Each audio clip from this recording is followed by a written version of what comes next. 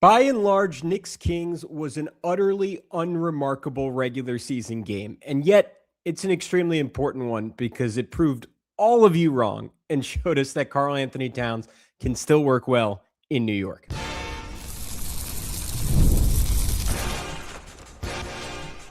You are Locked On Knicks, your daily New York Knicks podcast, part of the Locked On Podcast Network.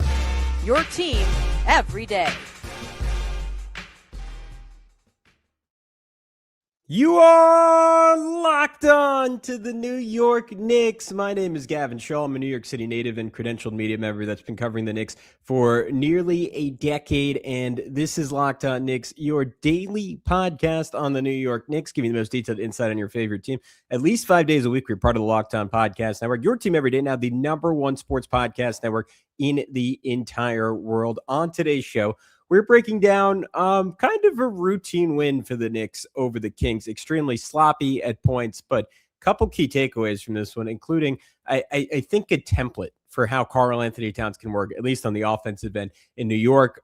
Just another game-changing performance from Mitchell Robinson, a bounce back from Mikal Bridges and Jalen Brunson taking the Knicks home down the stretch of this one. But we got to open up with Karl-Anthony Towns. And I think reasonably, some of you might accuse me of doing some narrative pushing here. This was a game where Cat, excuse me, played just 27 minutes and continues to feel like a really secondary piece on this team in the sense that he's coming off a game against the Sixers where he played just 16 minutes. Mitchell Robinson equaled him in 27 minutes. Cat in 27 minutes was -3. Mitchell Robinson in 27 minutes was plus 25.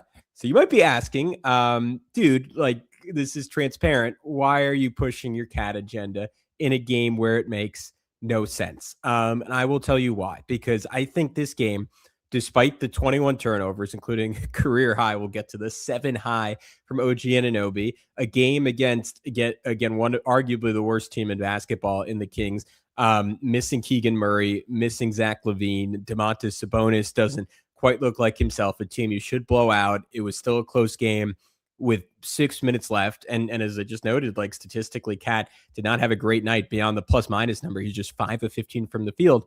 Why the heck are you making the case that this was some kind of template for his success going forward?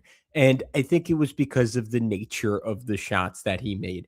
And to me, even on a night where the Knicks score 103 points, which obviously is a pretty putrid offensive performance against one of the worst defenses in the NBA, we see flashes of how Cat can fit in synergistically. And to me, the biggest part of that is seeking him out from three-point range. I've said it a bunch. I think that is something that against better teams is going to be a little bit difficult when if you're starting the same group you have been starting for 2 years now. Guess what? In 16 minutes against the terrible team, they were -4.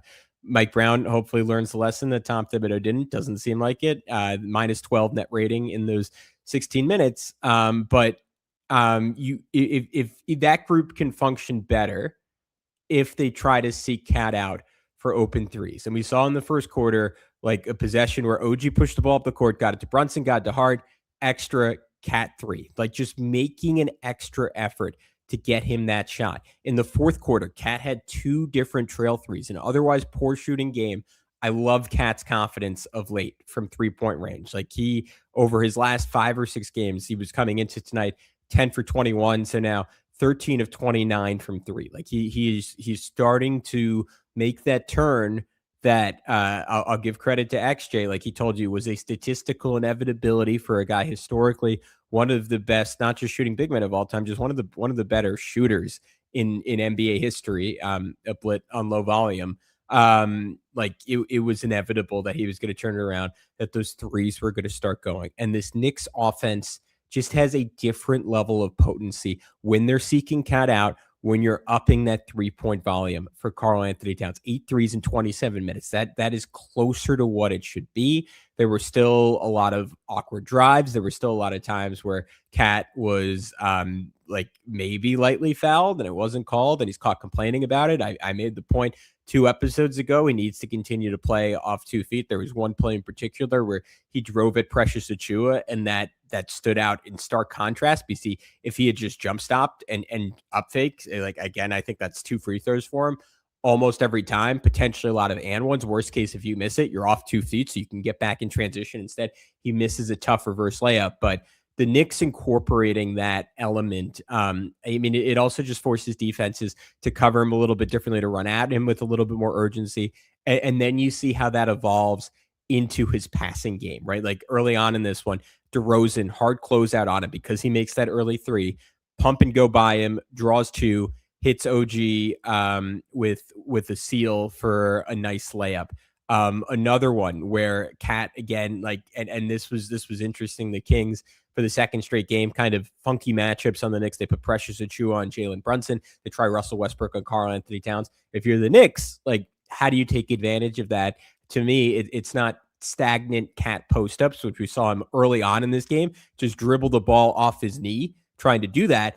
It is putting the defense in rotation, swinging it around, and then you have Cat with an opportunity to take advantage of a defender that is maybe tilted towards the corner and get a seal. And you saw Mikal Bridges in this one because of that. Like, DeRozan was switched on to Cat, and Cat did such a good job. And I believe he did something like this in the Sixers game too, but such a good job. Right as Mikal caught the ball, that's when Cat makes his move. Doesn't give DeRozan time to adjust, right?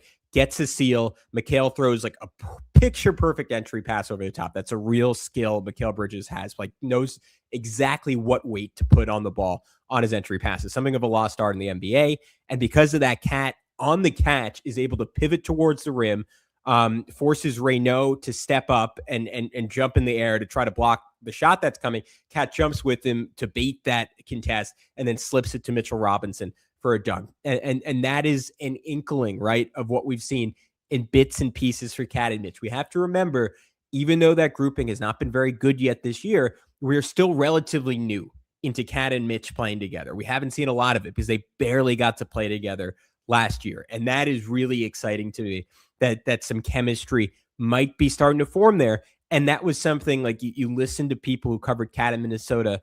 He genuinely enjoyed running 2-man action with Rudy Gobert, hitting Rudy Gobert with a lob, finding him on a slip pass for a dunk. Like that is something that Cat is going to lean into. And I think that passing makes this Knicks team so deadly. Like, literally the next possession after that, he chucked it out of bounds, trying to hit Mitch on a roll. And obviously, look, you don't like a turnover in a game full of turnovers, but I didn't mind that pass at all, because so often Mitch is open for, like, there was a window where Mitch is open on rolls. And I understand why other Knicks are reticent to throw those passes, because he doesn't have great hands and they're thin windows, right? With defenders closing in. And if the defender gets there in time, they can just hack Mitch and he's unlikely to make those free throws. But I like the intent from Cat to try to get him the ball.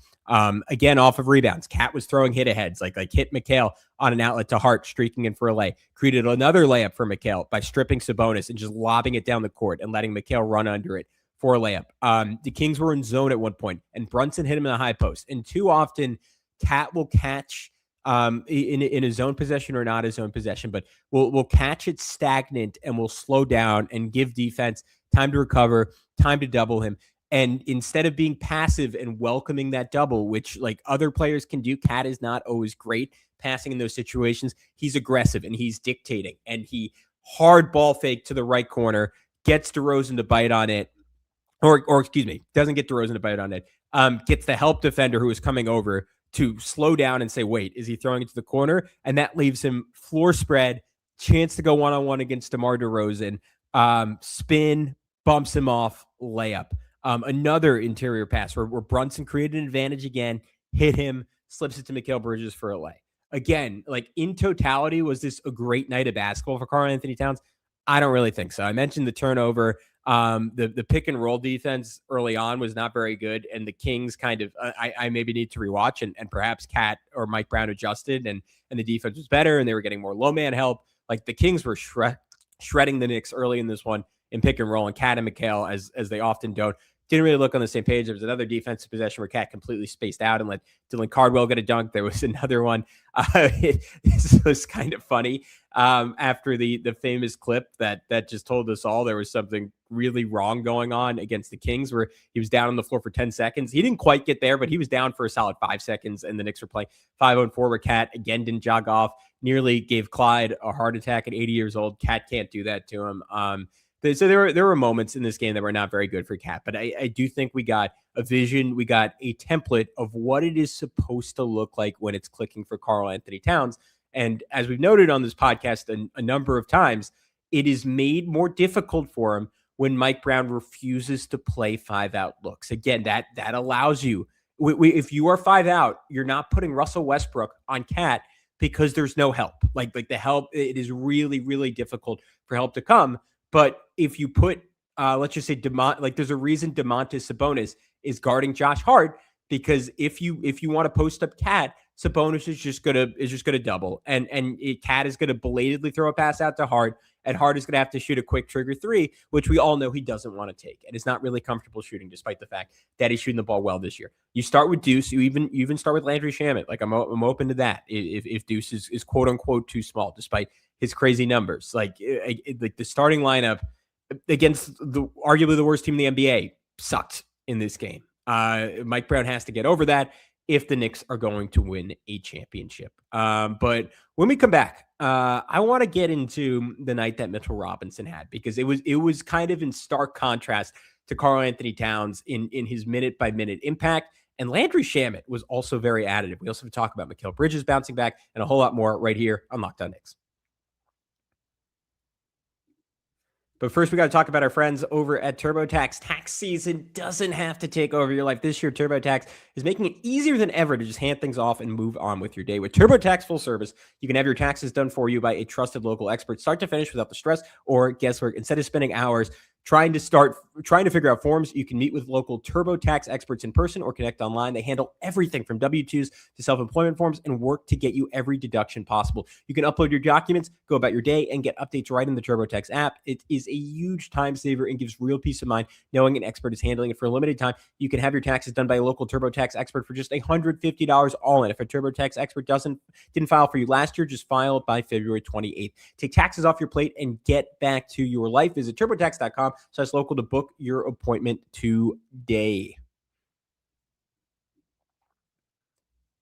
All right, what's up, guys? We are back here on Locked On Knicks. Wanted to tell you about a really cool opportunity, this trade deadline, because the NBA trade deadline is basically here. We wanted to give you a free month of our new service, Everydayer Club, to help you get ready. If you need a group chat to keep up with chaos, join ours. The Everydayer Club gets you access to a group chat on Discord just for Knicks fans, plus national chats where you can hang out with fans from across the league. You can also get ad-free versions of the show. And if you sign up by the trade deadline on February 5th, you can use code DEADLINE, that is all caps DEADLINE, to get your first month free. Tap the link in the show notes to learn more.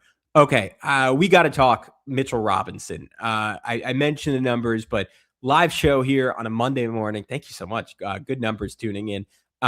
Mitch, a plus 25 in 27 minutes, 13 rebounds, 6 of them come on the offensive end. But I got to start off talking about Mitchell Robinson's defense. I mentioned it before, Domantas Sabonis, just a couple of games back from a bad injury, maybe not quite 100%, but this was another really encouraging performance from Mitch on the defensive end, right? After a fun battle with Joel Embiid, where Mitch got his licks in, Embiid certainly got his licks in, Mitch absolutely smothered a guy who's been an all-star, who's made all NBA teams over the last couple of years.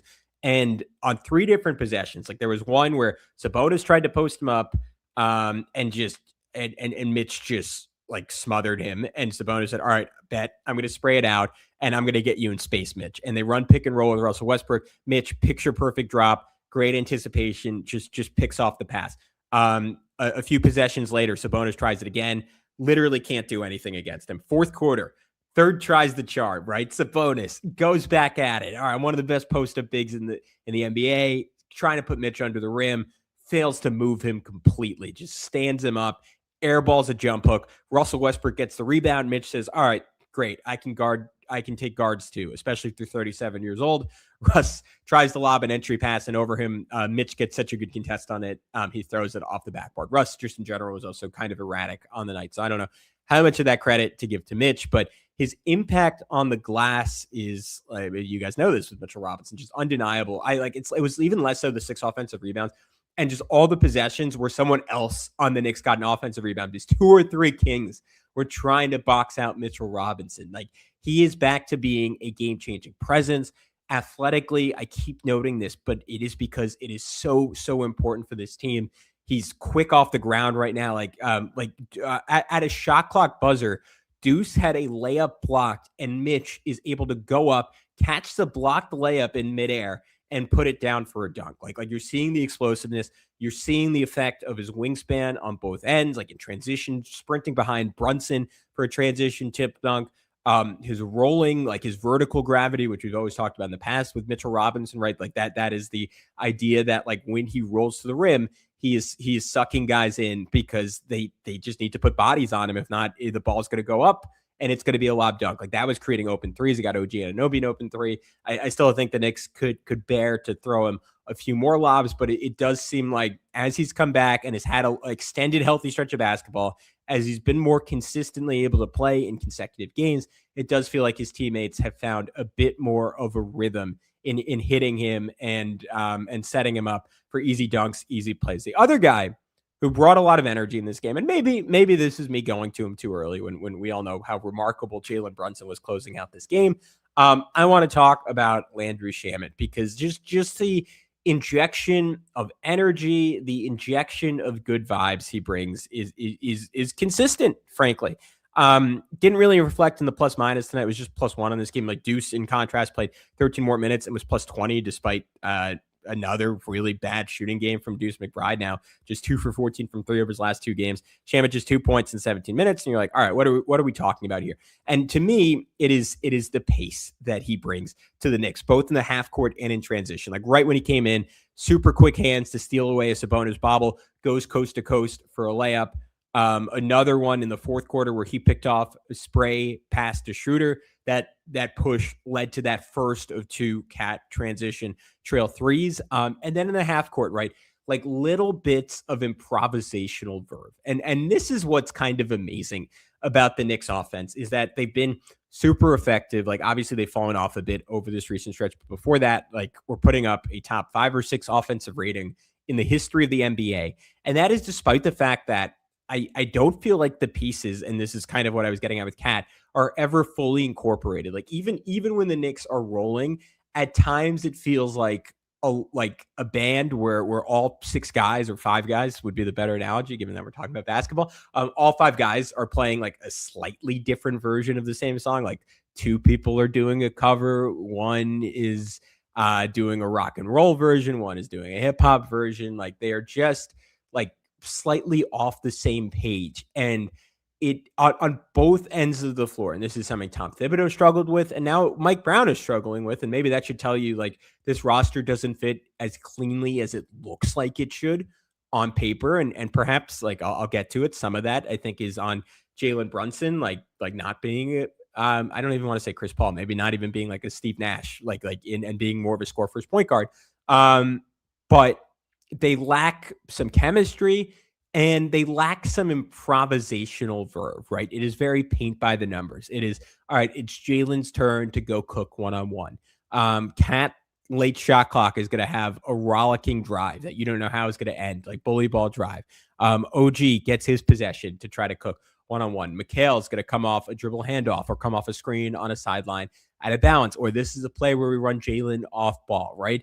Like it's not, it is not always a ton of flow. Like, and that is something that can hurt the Knicks a little bit in crunch time. And it's why they so often default, for better or worse, to clear out for Jalen and hope he can create some magic, hope he can bail us out. And I think Shamet gives them a cleaner identity. One, just in the passive spacing impact that he has. And that's something we always talk about on this show. Like to me, that is like such, I mean, him and Deuce both. It is why they are consistently positives on the court, right? Their activity level combined with their spacing. But I do think that ability to improvise is very important. And we saw that from both Shamet and Deuce in this game. Like Shamet early on was like very consistent and insistent on screening for both Cat and Jalen. Which we learned from Chris earlier in the year that's not something unless it's changed that Mike Brown is necessarily calling to do. Like he was just very complimentary of the fact that Deuce will do that on his own volition. I think Shamet, a super smart player, just like Deuce, sees how effective it could be when you screen as a shooter. And him and Deuce are not big guys, but they're good screeners and they're effective screeners because they have a high level of gravity, and it makes it so you kind of have to switch because you don't want to let them pop wide open for a three. And it's similar to if you listen to Hot Hand Theory, you know this. The Hornets have the most effective starting five in the NBA, like the 5-man group with the best net rating. And a lot of their success on offense is built around Con Knipple, like setting these ghost screens and these quick pops. We saw the Pacers torture the Knicks in the Eastern Conference Finals with a similar technique. And I'm liking Shamet doing some of that. He had one in the third where two stayed with Brunson. He got wide open and he shot straight to the rim. Dylan Cardwell, who's had a really nice rim protecting season for the Kings, sort of dismissively swatted his dunk. But that could have been a three if not for the hard closeout and help. That could have been a drive and spray. Like it is just injecting some pace into the Knicks offense. Like another play where he just pushed off a rebound and hit Brunson in transition with an advantage. Brunson gets a hard closeout from Keon Ellis. And I love those moments for Jalen Brunson where he can operate out of an advantage because as deadly as he is going one-on-one, like when a full defense is tilted against him, there's going to be some lags in efficiency. But when you get Brunson the ball on a fast break with the defender closing out, like it's already over for a defense. He pumps, Ellis flies by, Euro at the rim. I can't remember if it was a floater or a true layup, but good stuff happens when Shamet's on the floor and when Shamet is bringing some pace. But we got to talk about bounce back for Mikal Bridges and how Jalen Brunson closed this game out when we return right here on Locked On Knicks.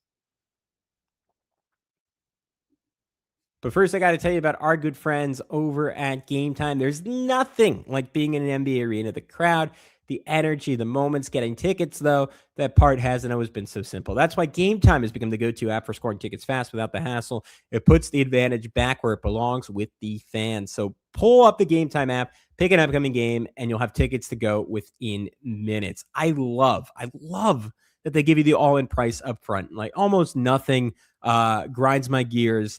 Like on other sites, you could be trying to treat someone. It could be your friend's birthday, and you say, "Hey, group of 6, 3 friends, 3 partners.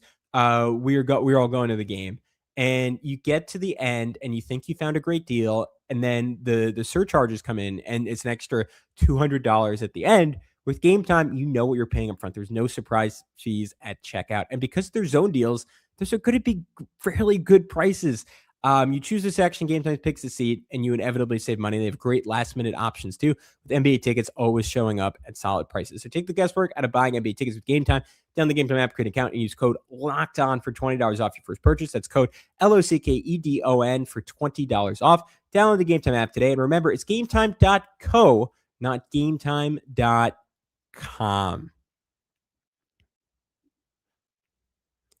All right, we got to talk about how Jalen Brunson closed this game out. If I didn't make it clear, this was a pretty disappointing performance for the Knicks through 3 quarters. I mentioned Cat's efficiency. The biggest thing was the turnovers. OG in particular was terrible. As I mentioned, he had 7 turnovers through just 3 quarters of action.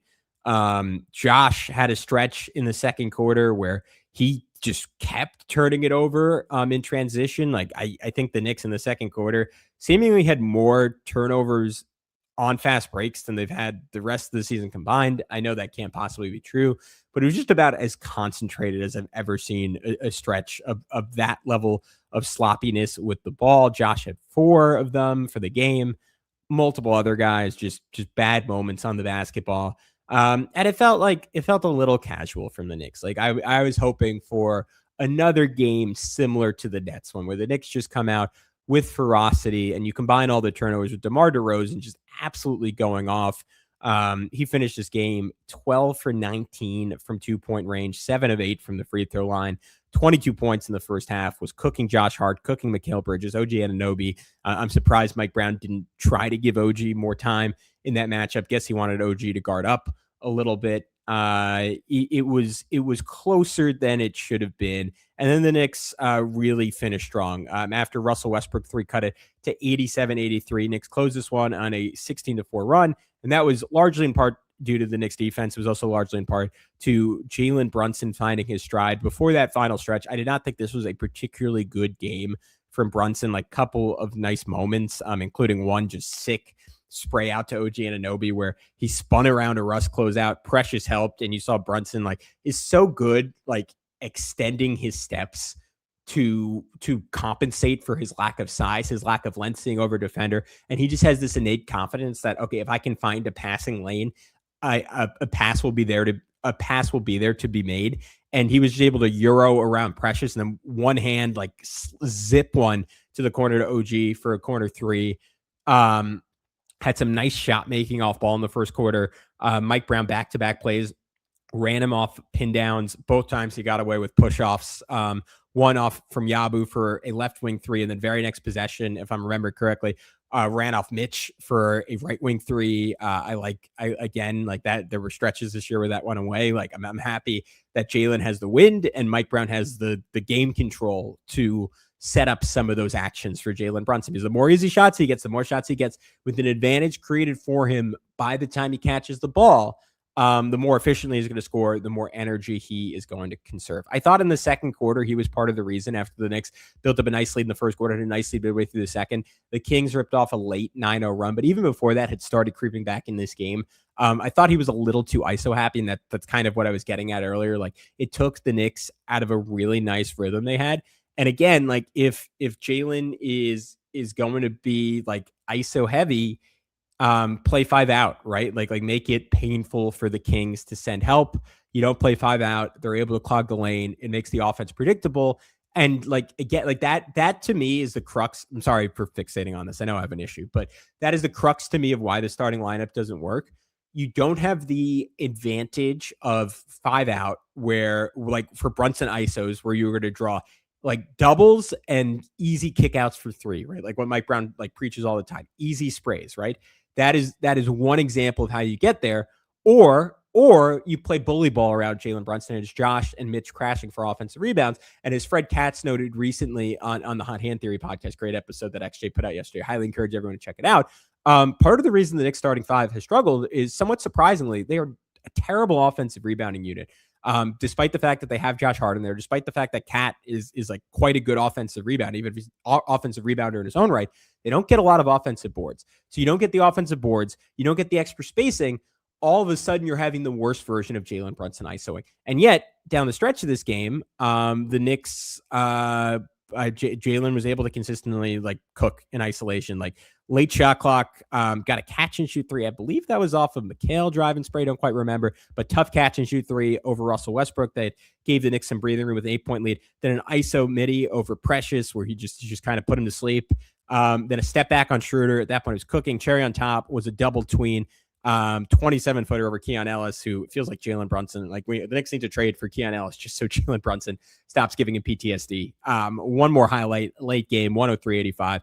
That put it away. So awesome finish for Jalen Brunson. Great way for him to make up for a not super great game. Finishes with a really efficient night, 28 points, 9 of 17 from the field, 4 of 8 for 3, 6 for 7 from the line. All right. I am doing this guy a disservice. Mikal Bridges, coming off one of his worst performances as a Knick, 3 for 16 game against the Sixers. Super efficient night, 8 for 13, 2 for 3 from 3. Also has 5 assists.